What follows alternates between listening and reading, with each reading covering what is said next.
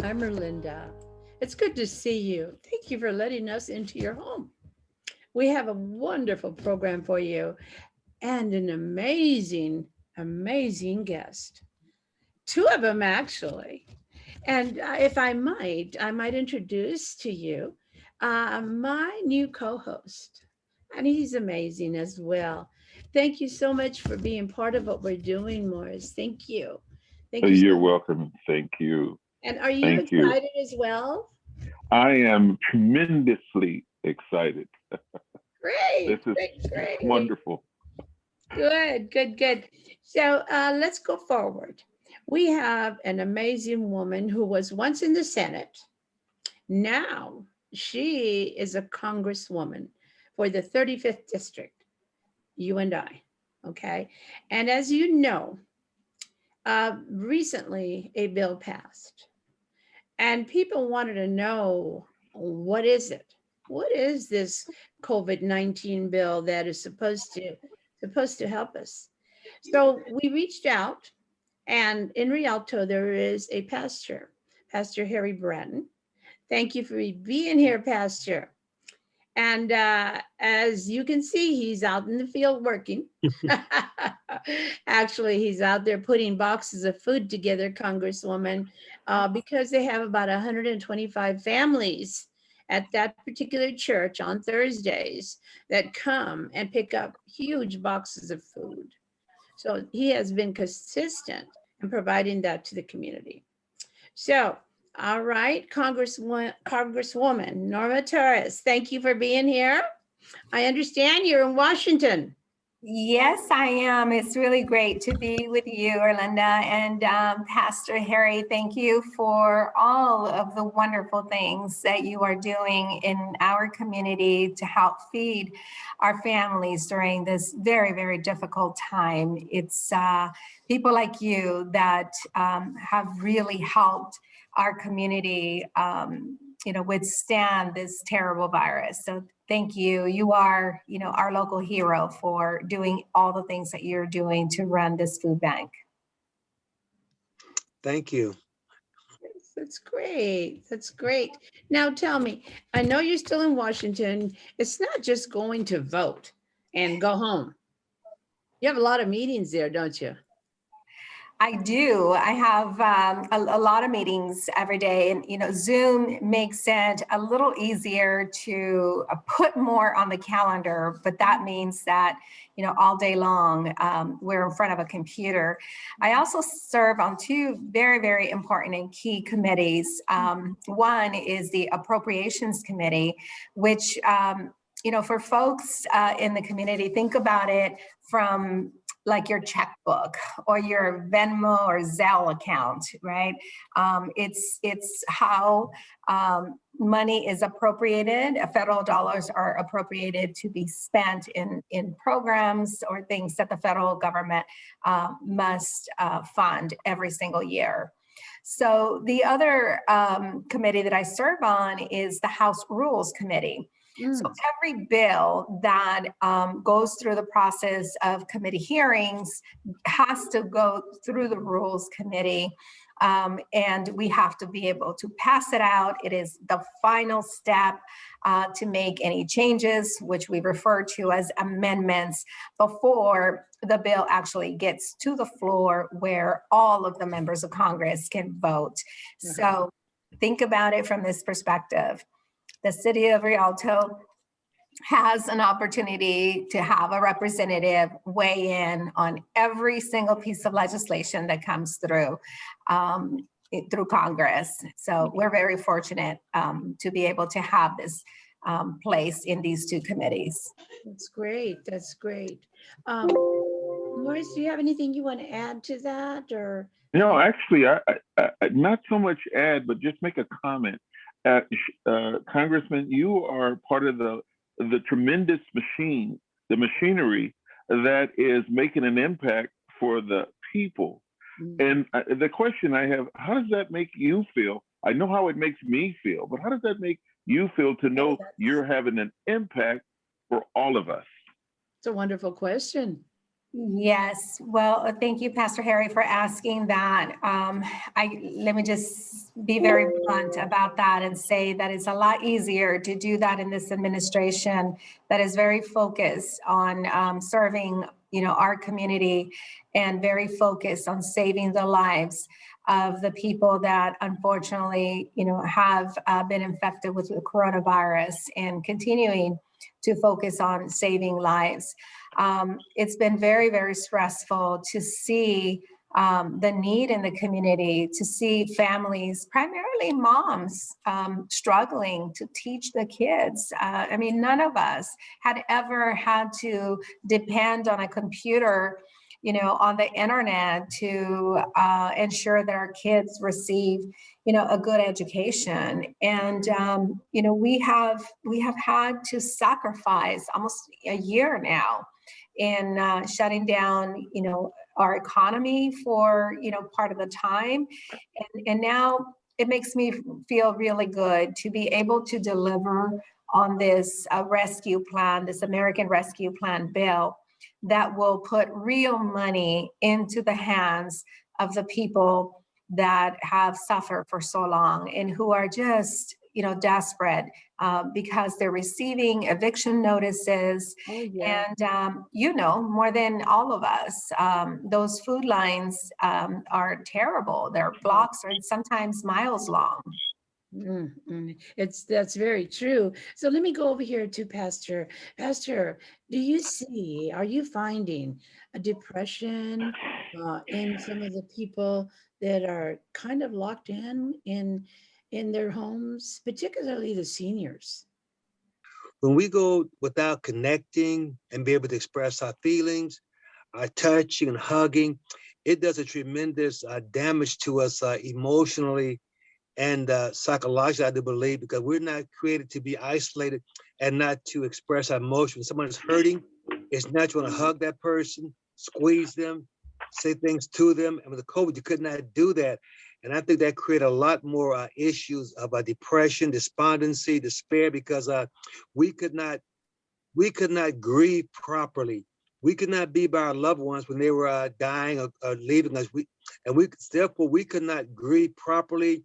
We could not have a natural funeral service for our loved ones. So I think that brought on, like, this is me speaking personally, I think that brought on a lot of depression to our people that we really need to address. And I think it's going to have some long-term effects on a lot of our people coming up and stuff, because they didn't have to grieve right. And being locked in for extended periods of time, it hurt a lot of us emotionally. We just could not handle that. If you're a person who naturally likes to go out and interact with people, you like a social butterfly, get around people, and you can't do it for an extended period of time, it's like something is taken away from you that you really need in your life. Then, like I said again, God did not create us to be isolated. He created us a community where we can love, hug, cry, weep together, rejoice together. And when that's taken away from us, that's like something, taken from that we're used to having. And we're just not created to be like this. So I did see a lot of people in our church, and just in general, not even our church, but just general, talk about how kind of gloomy and depressed they are because they can't get out and do normal things, And I think that was it's gonna have a domino effect on a lot of people's lives. Yeah, Yes. that's how I I have view a that. question for Pastor Bratton. Mm-hmm. I have a question for Pastor Bratton, and also for Congressman Torres. First, I'd like to say I was amazed at Congressman Torres' insight on what's happening in the community. There's a tendency for the average person to believe that the people who service us are blind to our needs. And when you spoke, Congressman Torres, you addressed the needs as though you were right there with us. So I say thank you for that. And but I pitched this over to Pastor Bratton, was he was addressing needs and you made a statement that these needs that are not being addressed, meaning that people are not able to communicate or to congregate with each other. And you said it would have a long-term effect on our people. So my question to Congressman Norma Torres, do we have anything that can address that? And then I pitch it back to you, Pastor Bratton. How should that be addressed? Yeah, first of all, we are social beings, and we need that contact. And I understand fully. I myself went through, a very terrible, sad period after the insurrection here in the U.S. Capitol, not being able to go to church and just pray during a time that I felt, so alone and in danger. It's a very, very difficult thing to ask anyone to go through. So in this bill, there is a lot of assistance for programs like mental health programs, for food programs, for people that are, behind in their rents to be able to get caught up. And there's also money for food banks and the vaccine distribution, which we know that we need to ensure that our counties are prepared to bring the vaccine to community centers, to our churches, to our schools, so that the people that need it the most, the people that are our frontline workers, are the first ones to get vaccinated, rather than to have, the problems that we are seeing in a lot of other areas. So, for the city of Rialto, they're getting $30 million straight up to them. For the county of San Bernardino, they're getting $423 million to spend as they see for COVID-related programs and services for the residents of San Bernardino County and the residents of Rialto. One of the things that I want to make sure that I mention here is that, as a member of Congress, it's very difficult to be everywhere. But I hope that I can depend on community leaders like yourselves, the people watching the program, to ensure that these hard-earned taxpayers' dollars that are going into our communities are spent the way you want them to be spent. So attend your city council meetings, attend your county board of supervisor meetings, and provide the input on the services that you want to see them fund and prioritize for funding. I think that is going to be critically important. Otherwise, we're going to see waste, and we certainly don't want to see waste and abuse during a time where people are in serious trouble and are hurting and need it the most. We certainly are going to see some waste. However, many Yeah, that's my biggest concern. Always, it's always a waste factor of government spending and stuff. A waste factor. Sometimes you say it's going to the community, but many times I find out that it does not reach people in need. It goes to certain people and certain parties, certain individuals, and we don't get the right down to people who really, really need it. And I think that's one of the big I'm always concerned about when bills go through like that. The money goes out there. Does really, really get down to the people who really, really need it, just so you know. And sometimes I think it just, that's one personal opinion. Sometimes it just doesn't get to those people that really, really need it. Yeah. Yes, absolutely. Yeah, it's going to be up to all of us to make sure that there's transparency in this process and that we demand accountability for how they are prioritizing this money. Yeah. Well, tell us, Congresswoman, please tell us a little bit about the rescue plan, a little more. For instance, people want to buy homes. People don't have anywhere to live. Is that in the package that we have, something that will help families like that? Yes, absolutely. There is a lot of money to help people stay in their home, and for rent assistance, or for homeowners that may be a little behind in paying their mortgages. Mm-hmm. So there's some help there. But I think that one really, really important thing that is on this package is the expanded child tax credit. That alone will take 27 million children out of poverty, which means that it will cut child poverty in half in our entire nation. Parents will be able to receive a round of direct payments for $1,400, and that money will start rolling out very, very soon. You know, we were hearing from Treasury that, you know, no later than by the end of March, those deposits are going to be already made into bank accounts where they have that information, or checks will be going out for those people that don't have that information.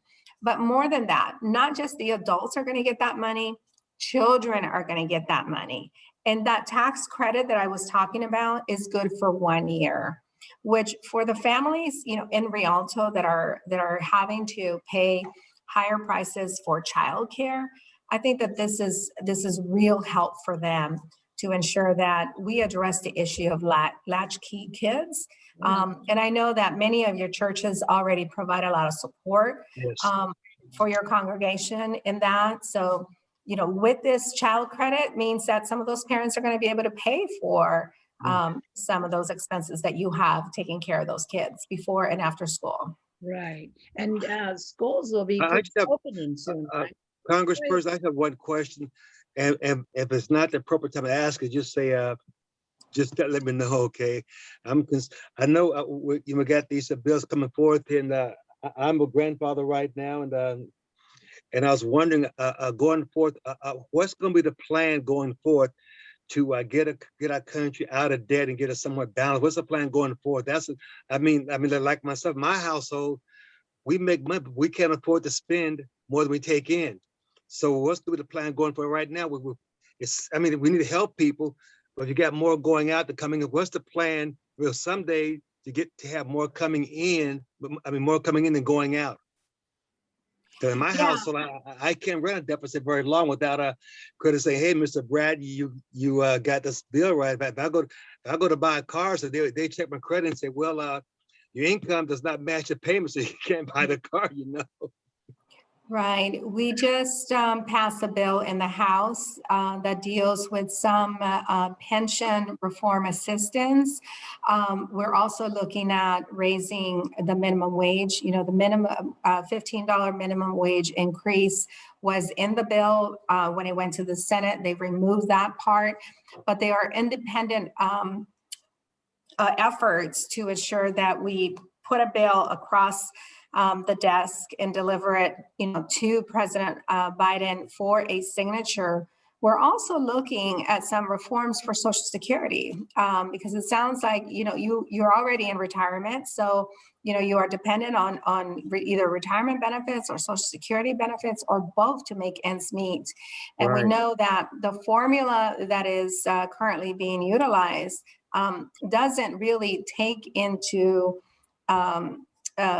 doesn't really look at all of your costs of providing for yourself. Gasoline is a lot higher. Food prices have been, you know, a lot higher. So that's something that, you know, I just want to reassure you that we're working on. And because of what you just said, I know that you're going to get, you know, a payment part of this $1,400. You should get that money, you know, really soon to help you. I want to say thank you for all the people that put this bill together. You did a wonderful job comprehensively. Oh, yes. And we've been talking about the spending, but then there's some tax exemptions that are the same as money to me that are in this bill. And I think it's wonderful how the bill was constructed. So I'm saying thank you. Thank you.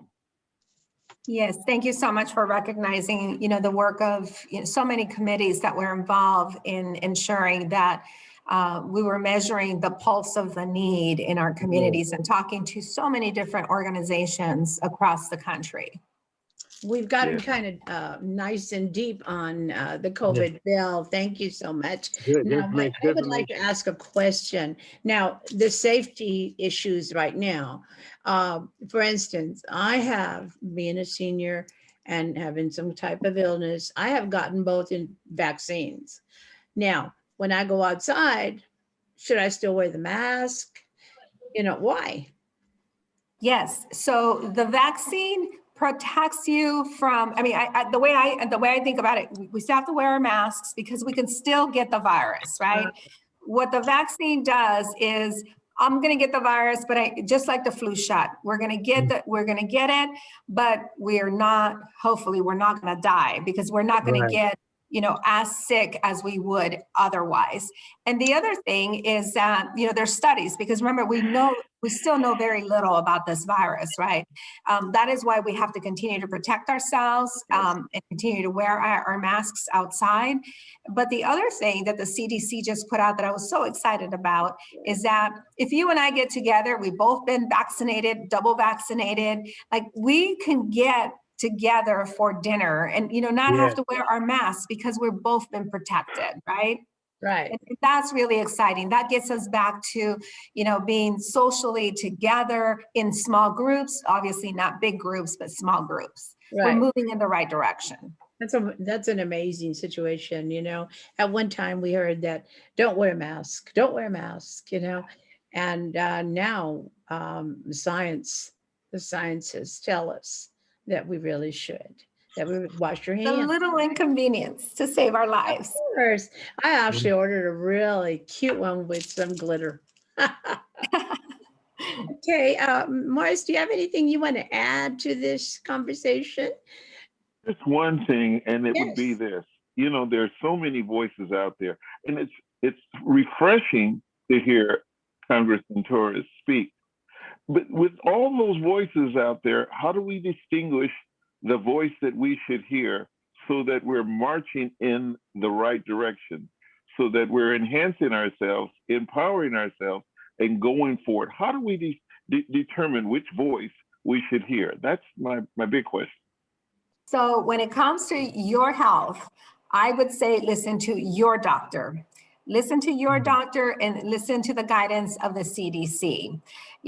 People like myself, we will continue to go out there and put out the message that we get from them. But your best and source is always to go directly to your doctor. They know you, they see you, they know what your needs are, and they know how to protect you. Let me ask, what is the CDC?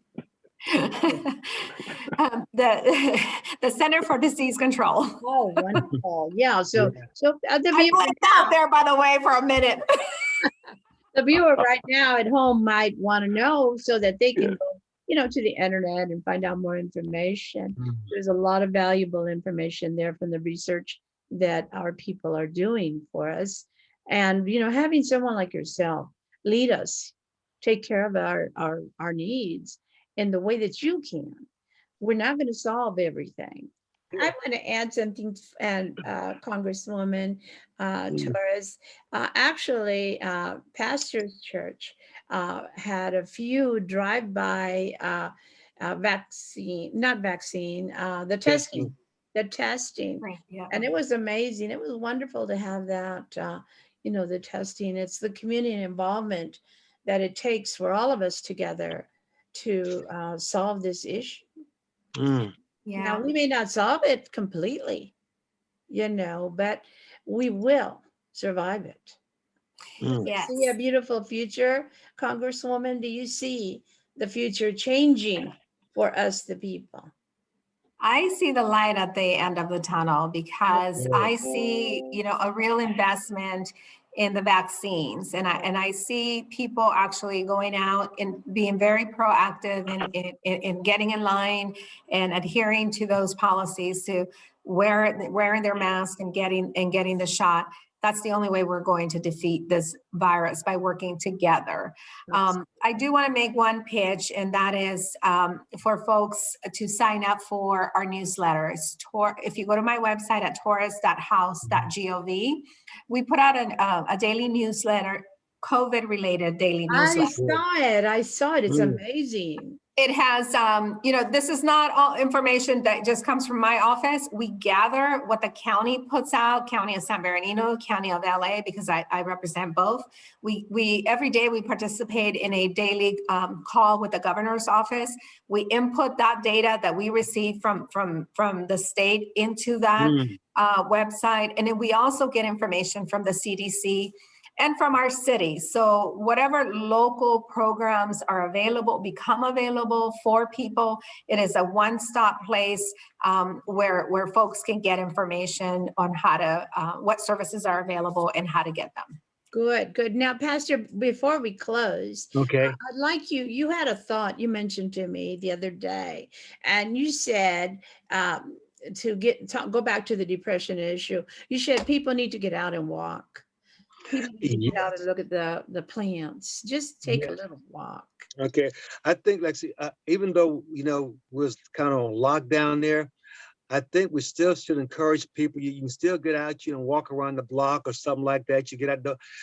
I think we said lockdown. Some folks took it to mean 24/7 in the house, never going outside. I think there's some days to get outside and walk around the block, neighborhood and stuff like that. You can still walk around the block, with your mask on or off, what it may be, just to get outside and do some exercise. I think that was a good thing, because I always walked around the block and walk my neighborhood. I think we should encourage people, even to get out and just walk. They could walk in the neighborhood. There's nothing in the backyard. Walk in the back, you just walk someplace and just kind of enjoy the beauty sometimes, I think Yes. Congresswoman, one day I was driving by a market and I saw actually my co-host and he was on a bike. Yeah. So that was cool, Yeah. You do a little something like that for yourself. Invest in yourself. For your immune Is that right, system. Morris? Yeah. Is that what you were doing? Take Yes. care of you. Yeah, Okay. she's gonna Thank you. try to come. Thank She's you. gonna Much try. love. Congresswoman, Big love, hug to all of everybody. you. Much love. Congresswoman, please say a thought to your community. Okay. Right now, please. Well, I just want to thank all of you for joining us in this, brief meeting today. Really, really appreciate all of you. We Yes. hear you. We know that you are suffering. Help is on the way. If you Thank need you. anything else, please give a call to my office or sign up, like I said, for our website, on our website for the newsletter. We love to hear your feedback. Take care of yourselves. Wear your mask. Get the shot when it's your turn. Yes, Don't be yes. afraid. I took it, and we can see the rainbow at the end of this nightmare. Yes. Thank you. And everybody at home, at the end of this program, and Morris, you know that at the end of the program, we always put phone numbers and emails so that people can contact today, Congresswoman's, location and how to reach out for some help. Thank you so very much. I'm so grateful that from Washington, D.C., Congresswoman Norma Torres, Yes. she's always there for us. I've worked with her before. The lady is amazing. All right, Morris, we're closed. Bye-bye. We're closed. everybody. Bye-bye. Okay. Thank you. Bye, everyone. Thank you. Bye-bye. Bye-bye.